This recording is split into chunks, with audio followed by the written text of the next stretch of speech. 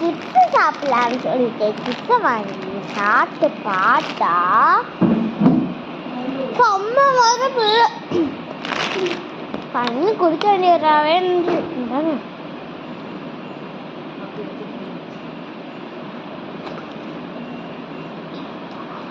நல்லா பொறாம வச்சிச்சு. என்ன பண்றதுன்னு சுத்தமா தெரியல. அதனால இப்போ வெரி கன்ஃபியூஷன். சரி இப்படி சாப்பிட்டு தானே சாப்பிடலாம்.